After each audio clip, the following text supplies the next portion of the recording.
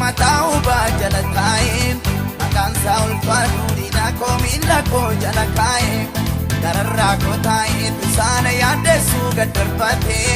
anapam parpadam dina ko duwe ka biyonyate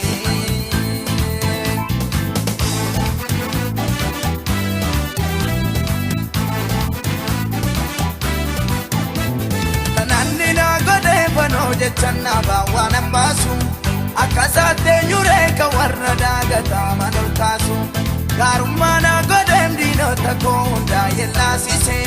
malani sab gode wakayo tuboju kode bisi sana ikaturi be matau bajalatai makansa ulfaduri na komilla ko jalakai dararra ko tai tu sana yadesu gadarbate anapam parpadam dina ko duwe ka biyonyate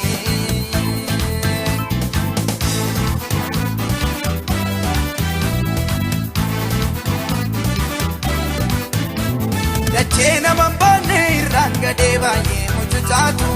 densa galana radoni jike biyon namanyatu arkasa ballise undarratina kenne mabosam kiyonna egates nan kabanne yesus galatasa sana ekaturi be matau bajalatai makansa ulfaduri na komilla ko jalakai dararra ko tai tu sana yadesu gadarbate anapam parpadam dina ko duwe ka biyonyate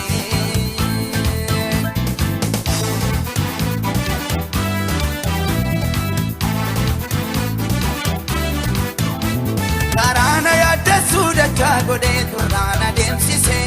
mafani lelisu wakayo tuboju kode bise tena ko ballesu finni durnarratti mariyatu sammu keessa fuudhe marra wallaalera waan dubbatu sana eeggatuuri be mata'u baajalatai makansa ulfatu dina komilla ko jalakai dararra ko tai tu sana yadesu gadarbate anapam parpadam dina ko duwe ka biyonyate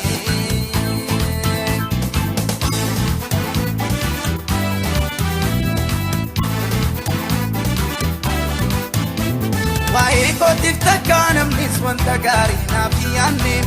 gaditi ko jabsena ratai makani guddanne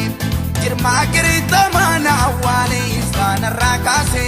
lamatana narkum darabe da goftan namosise sana ekaturi be matau bajalatai makansa ulfatu dina komilla ko jalakai dararra ko tai tu sana yadesu gadarbate anapam parpadam dina ko duwe ka biyonyate